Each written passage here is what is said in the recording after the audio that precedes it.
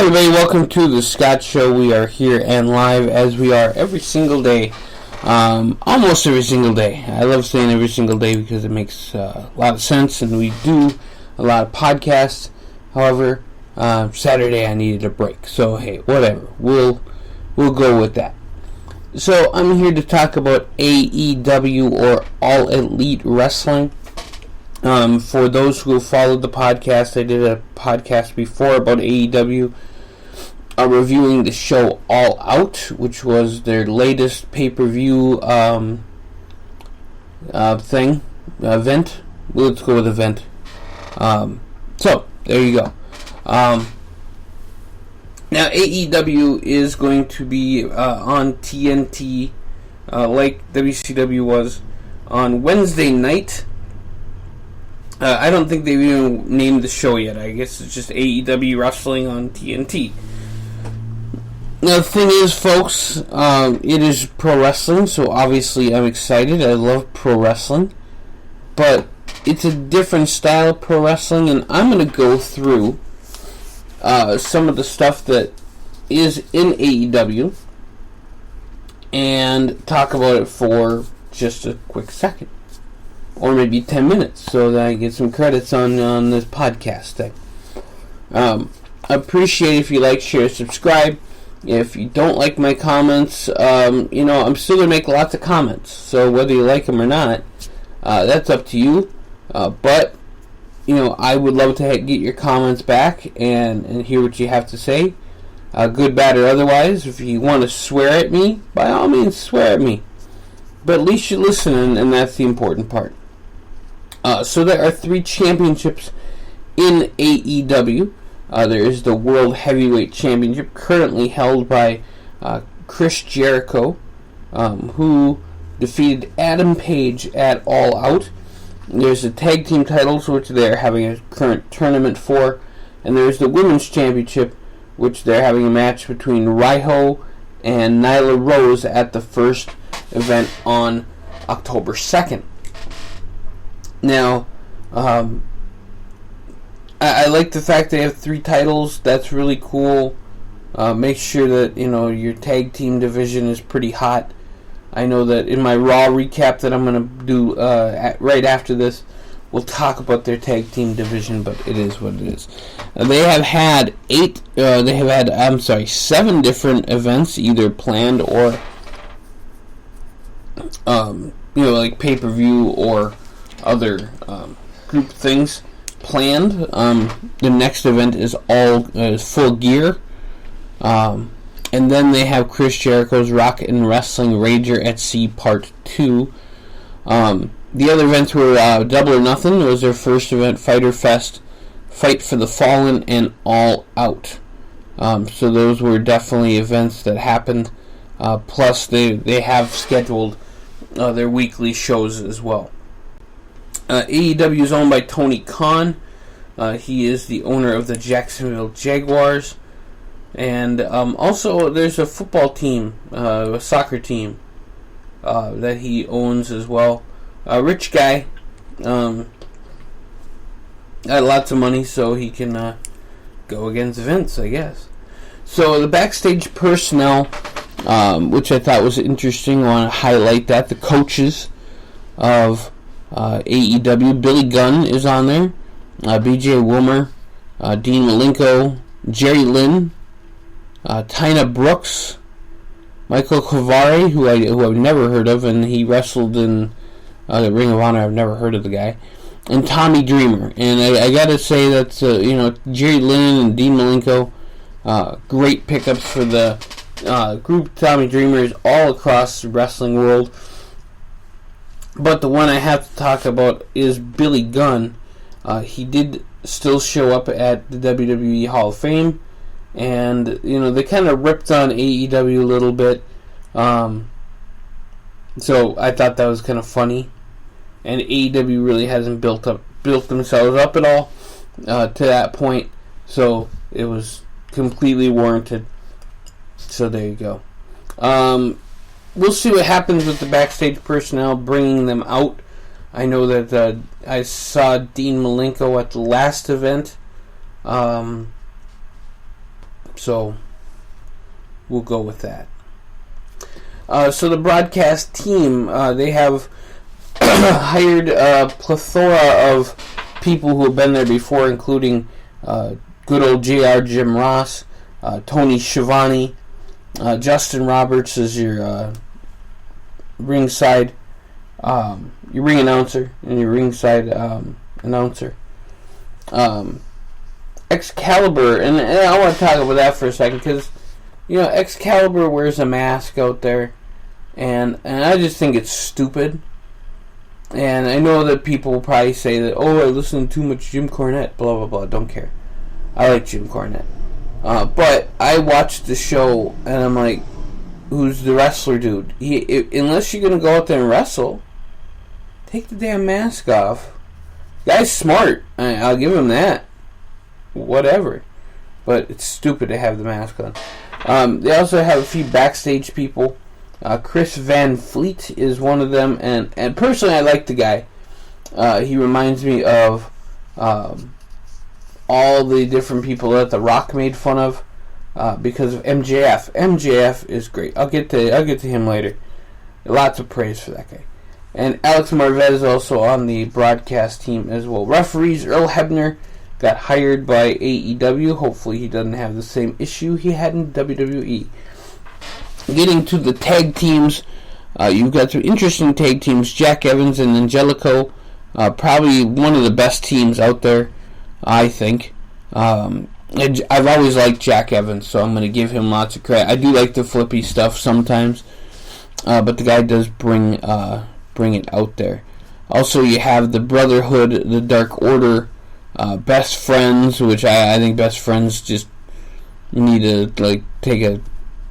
Yeah, they need to go. I mean, AEW will never be a hit. I don't think it will ever be a hit with teams like the Best Friends in there. I just think it's an absolute joke. Lucha Brothers are in there. LAX is in there. SoCal Center. Just let LAX give them the best thing they could do. Feed the Best Friends to them. And let him just destroy him in like seconds, and LAX will be over, and we'll love him forever. SoCal Uncensored are there, and the high school team of the Young Bucks are out there as well. So hopefully we have a good Lucha Brothers LAX feud for the titles. SoCal Uncensored, I'll take them to their, showed up, and they're a good team. So tag team division is looking okay. I think that they have lots to add, and we'll just see what happens next with AEW's tag team division. Now, going on to the women, they do have a few women out there that are signed, including Dr. Britt Baker, who's a dentist, Brandy Rhodes, who, if the promotion goes the way I think it's going to go, will probably end up holding the title and trying to be Charlotte. They also have Awesome Kong, who just needs to be champ, and just let somebody try beat her. Allie is out there. I really always liked her character. Allie's always been really cool. B. Priestley is out there. Leva Bakes or Blue Pants is out there. We'll see what happens. She's playing the librarian character right now. Iffy. Penelope Ford is out there. I think she was at the All In pay-per-view when it was Joey Janela and Adam Page in the street fight hardcore death match, whatever it was. Penelope Ford stole the show. She was the manager for Joey Janela, and she's way better of a wrestler than Joey Janela.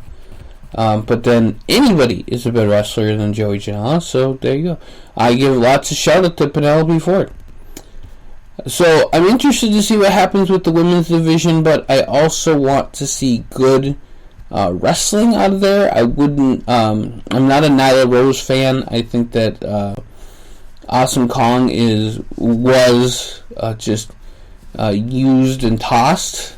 So I wouldn't mind seeing a little bit more from that. I'm just not really excited for the first women's match. I would have put Kong versus Penelope Ford versus Dr. Baker and Allie for the title. and let them go at it. So there you go. So now I'm getting to the male wrestlers. There's a lot of dudes to talk about here, so I'm just going to pick a few. They go in alphabetical order, of course. Adam Page, phenomenal talent. Angelico, phenomenal talent again. Chris Jericho, he is one of the best in the world and the current champ. Cody, I think that match between Cody and Jericho at Full Gear is going to be a good match. I just hope it isn't a whole bunch of jokes. We'll see. Darby Allin has a lot to prove. I know he was in that one three-way throwaway match at their last event. So he's got a lot to prove, but he might have something to him. Dustin Rhodes, if he comes back out, I'd love to see him do something, because Dustin's always been a great wrestler. John Moxley, former Dean Ambrose, I think that he left a lot of money on the table, but hopefully the cons are paying him well. Kenny Omega is a great wrestler, and I love watching Kenny Omega. And yes, you may have heard me just say that and know that I am a member of the Cult of Cornette. However, I like Kenny Omega. I'm going to give him a pass on his transgressions as long as he doesn't do anything worse. Of course, the old saying is, you were a dumbass, and then there were so many that came after you that, you just kind of got to pass. That's where that comes in. And MJF, I want to talk about MJF for a minute. The guy is phenomenal. Everything he's young, and he's just hungry, full of ready to go ness. If that is not even a word, but I don't care. He is ready to go. I watched 5 seconds of Being the Elite, which is pretty much all I can handle.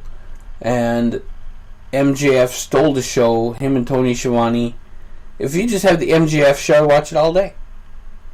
But unfortunately, you got other crap that's on their show, and it's whatever. So now I'm going to get to the not so great ones. The ones I'm not so happy with. And first of all, I want to get started with the Young Bucks. They look like middle schoolers. The wrestling sucks. And they should be tarred and feathered for every bad thing that they've done in the wrestling world. That's how I feel about that. Shawn Spears, I'm just wondering if All Elite Wrestling knows how to put together a program that's worth it. You could have had a long distance program with Shawn and Cody, but you screwed it up. And Shawn Spears is an idiot in thinking that it was going to be a long program when he took that defeat at the last All Out. So he just left a whole bunch of money on the table too. I mean, you kind of see where that guy is going. I feel sorry for his wife. Also, Michael Nakazawa, just that's a dumb thing. And not even worth to talk about. So I'm gonna skip that one. Peter Avalon doing the librarian gimmick, like I said, it's a little iffy. Yeah, it's what it is. But the worst thing on the All Elite Wrestling show is the bad boy Joey Janela. Honestly, I think he should be dipped in the hottest tar first and then feathered. I'm mind blown how stupid AEW is for hiring him and Orange Cassidy. Two of the dumbest wrestlers, worst case scenario for humankind. And I'm just not excited for the future with those two. So if I was Tony Khan, if I had all that money, I would hire Hitman, or I don't even know. I would just say, hey, you guys go take a flying leap and let AEW build. I would retire the Young Bucks right away. And hey, if they're great backstage, they're great backstage. I mean, people get smart. It's like the Chris Von Erich thing. He wasn't built for wrestling, but he had a smart mind for it. Cool. It's like go back in the kitchen, make the food, but don't come out and show yourself because we don't want to see you. Make the product, don't show yourself because you're terrible. So that's my little bit on AEW. I am looking slightly forward to what happens. I hope that they don't just make this as a thing to butter themselves up. Cody's got a shot. Of course, he's executive vice president. Young Bucks, they're in the tag team tournament. Like I said, I think that Brandy Rhodes will probably be women's champion a few times. If that's what they do, well, good luck, TNT. Thank you for wasting your money. I've got plenty of products out there that I can sell TNT if they're paying All Elite Wrestling. I'm just going to say that right now. Now, I am going to be here live on the Scott Show talking about All Elite Wrestling every Thursday. We're going to bring you the review of their show. And I'm probably going to be harsh. I'm just going to give it to you right now. I'm not seeing this as a viable product when you have, for the lack of a better term, stupid shit. I'm not seeing where this will be entertaining when you have the Young Bucks and Joey Janela and Orange Cassidy out there. I just don't see it. So AEW, you got a lot to prove, and we'll see what happens. But we'll go with that. So that has been my AEW outlook. I'm doing this now because in a few weeks it's going to be hardcore going for the craziness. It's going to be Raw on Monday. It's going to be AEW and NXT on Wednesday. It's going to be SmackDown on Friday. We've also got the Saturday. This wrestling show is going to blow up, folks, and I'm excited for it. I want to see good things. We'll even cover the New Japan stuff, like Wrestle Kingdom. We'll have a big thing for that, both a preview and a review, and we'll do great things here with the podcast. But I want to tell the listeners that I am going to be harsh on AEW because so far they have shown that they want to do nothing but waste money. So we'll see what happens with this show, folks. I'm a little leery, but I'm also here live every single day, almost every single day, on the Scott Show, podcasting for you, thescottshow.com, patreon.com/Scott Show. Also, we are live on YouTube, so check us out there as well at tinyurl.com/thescottshow. We're all over the place. Our Facebook is going to be blowing up soon. I'm going to be posting more stuff on there, so check that out. And thank you guys for listening. I know the people who like AEW thought I was a little harsh probably, but I'm excited for pro wrestling. I love pro wrestling. I always have. And if people don't screw it up, then it's fine. And I hope that they don't. So you guys have a great day here on the Scott Show. Check out the WWE Raw review coming live to you guys here in a few minutes. So you guys have a great day. Catch you here real soon on thescottshow.com.